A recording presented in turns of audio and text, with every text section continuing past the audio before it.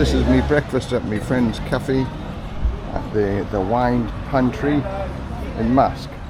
Hi, Les from Retired and Live the Dream on one of my other walks around Redcar now, and we're going to have a bit of a rant about this one. Now I'm in this location. Now this was a self-build scheme. I think 27 houses in total. A group of people built their own houses. Now this has got to be 25, 30 years ago now since I built this house. This is my first house that I built on the scheme, and I was on a second scheme as well. So I built two houses on the Ings Estate, Redcar, and this is where I learned the craft of DIY, because I loved it. It was very, very rewarding, and the information that you learned was brilliant. So I'll just go down. This is a bit of a close. Now this is where my house was on here. As you can see, beautiful houses, and I learnt my craft building. I learnt such a lot of things about DIY, from basic foundations to putting the roof tiles on and everything in between. And so that DIY knowledge absolutely was fantastic, and it gave me the skills to do many, many things, and it opens doors and opportunities by being able to do DIY work. This is the second scheme that I was involved with, building 35 houses on the Ings Estate. So that house was the house that I built. 2 years building houses on this scheme. Then there was a crash in the economy. Interest rates went up to 15% and the house prices plummeted. So 2 years of hard work building 35 houses, or helping to build 35 houses, I made 6,000 quid. £6,000 for 2 years, very hard work. Swings and roundabouts. The first one I made 35,000 on, the second one I only made 6. So anyway, this video, it's a rant. I'm walking from Redcar to Mask through the Ings Estate. It's about a 4-mile walk, but don't worry, I won't be doing a video all the way along it. So what have I got to say? Okay, one of my first videos that I did when I come from Thailand to England, because that's where I live for the new subscribers or new viewers. I live in Thailand, but I've had to come over here for family reasons. My sister's not too well, but I go back in about 10 days time now. And one of my first videos I did was about, I've been away from the UK for 14 years, what have I found? And now I've been back in the UK for 7 weeks. There's more to talk about the 7 weeks, what's happened in this country, than the 14 years I've been away. How one thing can change from that to that is unbelievable. And I've got to say, none of it is for the good. When I came here, I landed on the 5th of July. And when I got off the plane, the first things that I seen on all the billboards was that Labour was now the new government. Everybody was hoping that this was going to be sort of the way forward, because the Conservatives were being a load of crap for the 14 years, and that's true. When you look at all the things that they said they were going to do and never did. And Labour sort of give people, or thought they were giving people, a little bit of hope. But in 7 weeks, his popularity is minus 16, unheard of in anybody's sort of the first 100 days of being in government. His levels of competence is shown to be inadequate. He's gone back on almost every single thing that he pledged that he would do. You know, your heating and your electricity, gas bills will be frozen. No, that's going up 10% in October. The winter fuel allowance, okay, those on benefits are still going to get it, but it's like the people who are just a little bit above the benefits rate, you know, they're going to suffer because they're not going to get it. So apparently there's 10 million people are going to suffer from this, but there's 2 million people of them will suffer because they're just above the line, if you like, to get benefits. They'll suffer. He's on about going to tax everybody to the hilt. Be prepared for a painful budget in October. So I'm not a political person at all, but I watch what's going on and what's happening, and when I see what's happening and going on, you're just thinking, wow, where's the good news in all of this lot? He's saying it's going to take me 10 years to undo everything that's been done.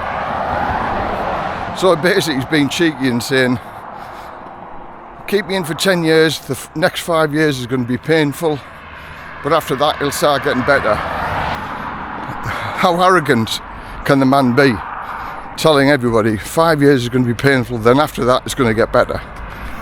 Arrogance.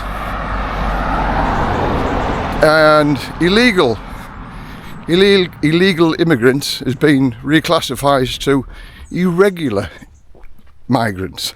Not illegal, irregular. Now look at the term illegal. What does it mean in the Oxford Dictionary? It means illegal. It means not right, not just. So these people who come into our country illegally get better treatment than majority of people that are living here.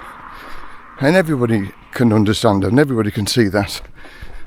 So I'm a normal, everyday guy, and there's thousands of normal, everyday people that are objecting to this.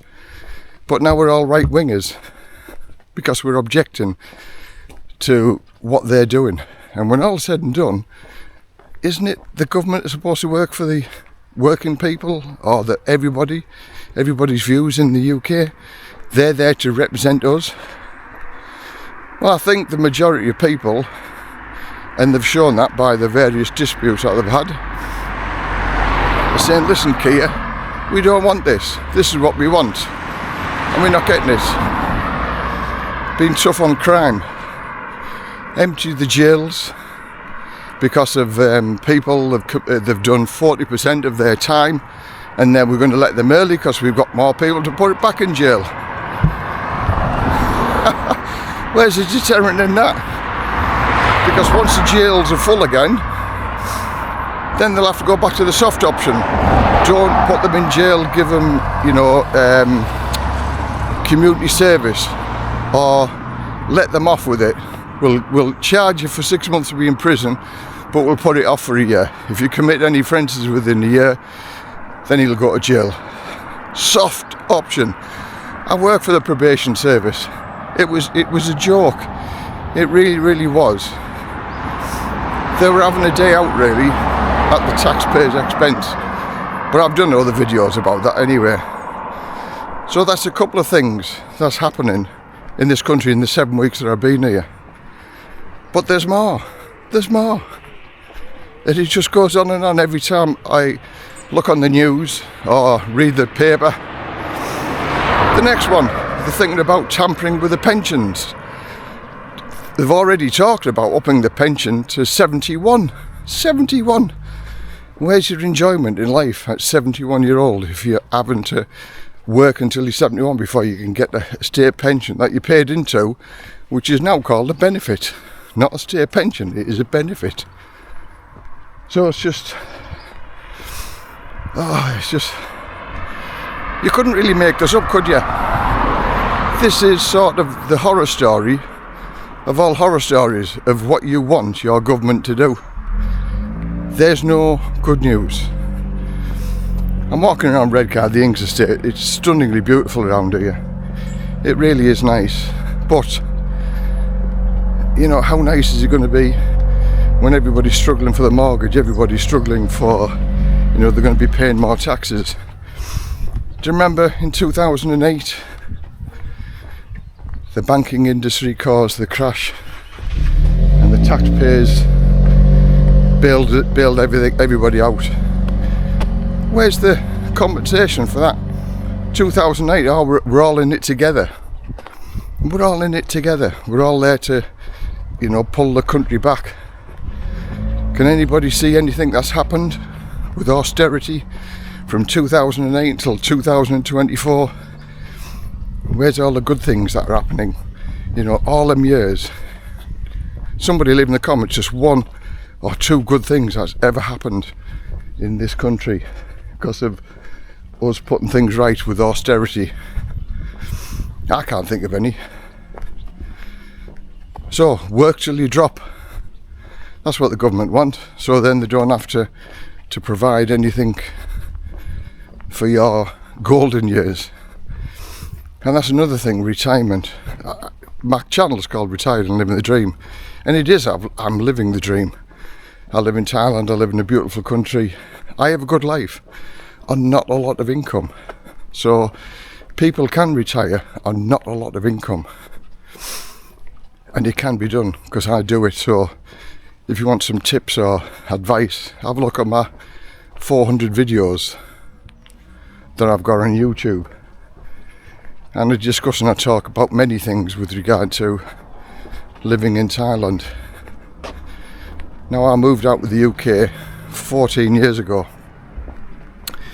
and I've never looked back.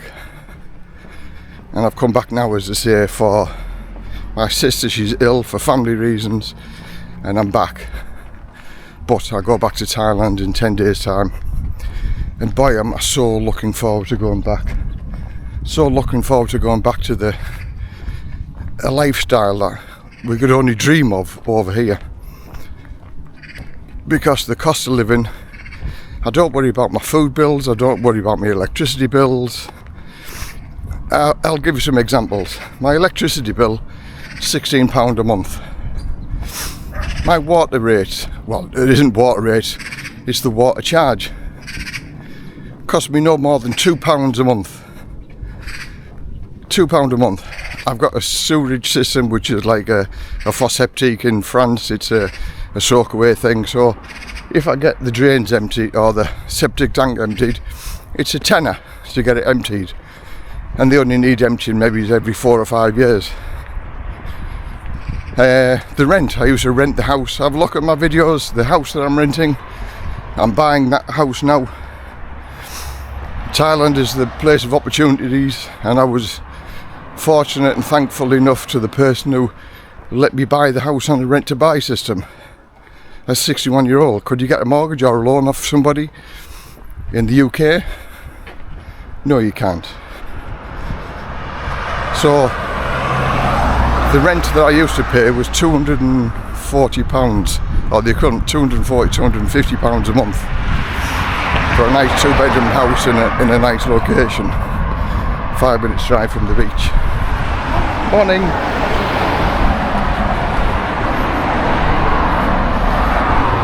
So I'm halfway to Mass now. This is probably one of my longest walks that I've done whilst I've been here for the 7 weeks.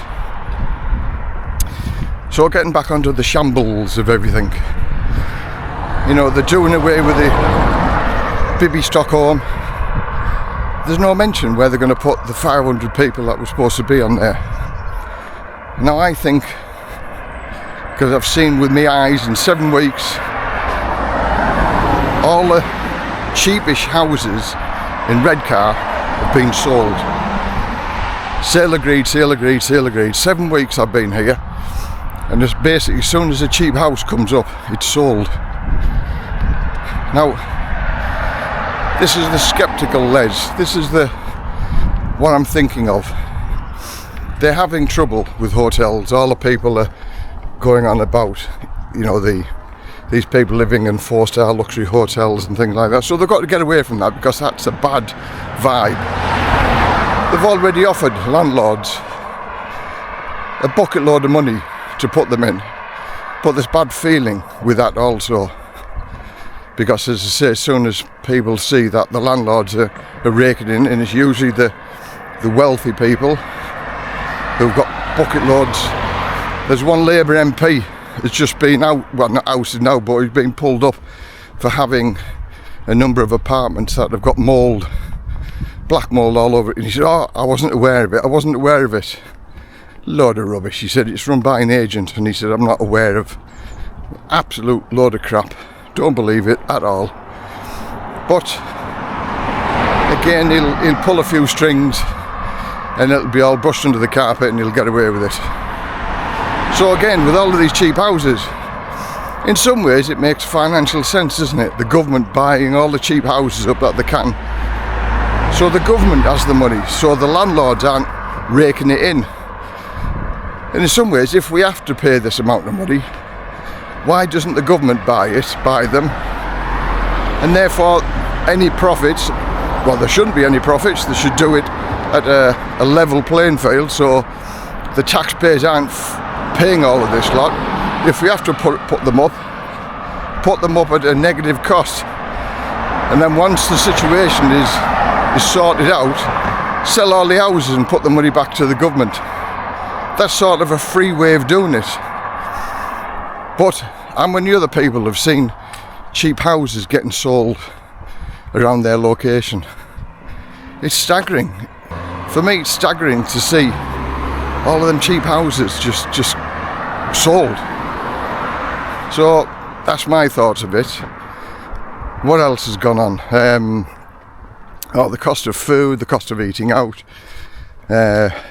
Because of what I live on in Thailand, I live on maybe £1,400 a month, and I have a good lifestyle with that. I couldn't live on that amount over here. We took the kids out the other day shopping, going back to school, and £70, my niece paid £70 for 2 pairs of shoes for going back to school for the 2 kids. That was just a pair of shoes each. Then the jacket, the bag, the uniform, things like that. It's something like £400 or £500. Woo-wee! Wow.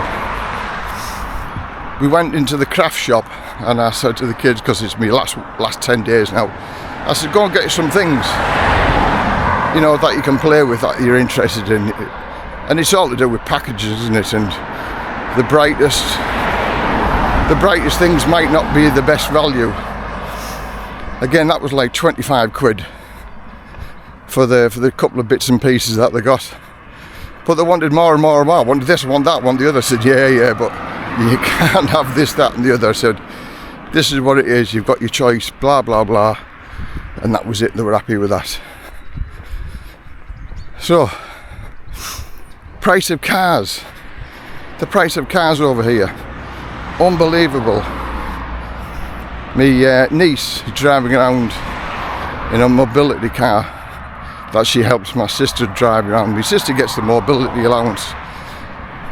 Well, if you know how it works.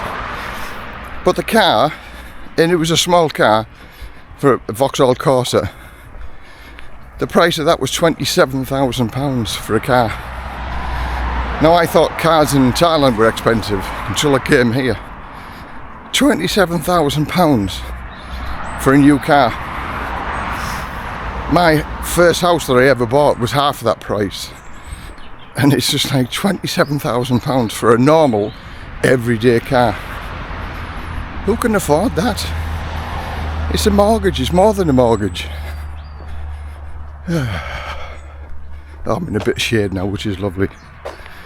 So I'm walking to Masks to my friend who I used to work with in the fire brigade, and he does breakfasts. And I'm going to his coffee shop, cafe in Mask, and I'm going to have a breakfast. And I'll put on the video the shop that I went to, and I'll give my honest opinion of his breakfast. And I'll work with Stewie for a number of years. Top guy. He retired a few years after me, but he's doing the cafe. Because I do believe you've got to have something to do in retirement, unless you stick your hands up for the government, because then you'll always have something to do, because you'll never retire. You'll just carry on working until you die one day. Job done, happy government, happy life. Okay. Oh wow, here we go. There I am at the minute. There's the sea, beautiful. So I'm just crossing the bridge into Mask now. I'm almost, maybe it's another 15-20 minutes to walk to my friend's cafe. But it's been a pleasant walk. It's a lovely day. And when the sun does shine in the UK, and we've had maybe 6 or 7 bad days before we got this one good day, it's lovely. But it's the 1st of September tomorrow. Autumnal weather is on this way, according to the weather forecast. So, no need for words.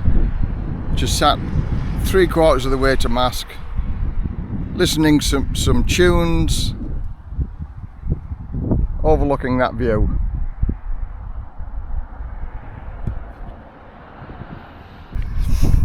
But come the 11th of September, I'll be experiencing the winter weather in Thailand, which is in the high 20s, early 30s, and I can't wait for that. Sunshine virtually every day. The wife tells me there's been quite a bit of rain, but when I get there in September and October, there's a lot of thunderstorms. But then after October, that comes into high season in November, and because it's the coolest time of the year, the tourist industry gets better and everybody starts coming to Thailand. So for those people who want to visit Thailand, November, December, January, February, March, April are the best times to come. November, December, January are the coolest, then it starts getting warmer after that. But drop me an email, the description's in the box below. Anybody who wants any information, all my information is free. Anybody who wants to have a one-to-one chat with me, that's $10 for any information that you want. And if you don't get the information that you want, then you don't pay. So I do that, and it could take an hour, it could take up to 3 hours, it's still the same price, $10. And I've helped many people relocate or get by with opening bank accounts and visas in Thailand. So I'm a wealth of knowledge. I've been in Thailand now for 12 years. I know my way around the system. All legal, of course. I wouldn't suggest anybody to do anything illegal. I've half done my video on assisted living. That's going to be the next video next week. And the assisted living, there's quite a few people who are interested in that one. And that'll be interesting to do also, because wow, that opened my eyes as well. Again, that's another bad thing about living in the UK. Always a busy little place. The cakes and scones. This is me breakfast at my friend's cafe at the wine pantry in Mask. Sat in a lovely Mask sort of town centre. So the wine pantry in Mask. Okay, don't stop at his ever crossing. So this is the centre of Mask. I'm going to walk back to Redcar now. So the breakfast was very, very nice. It was worth the walk. So that's the location. Well worth the view, well worth the money. The breakfast was lovely. Back to Redcar.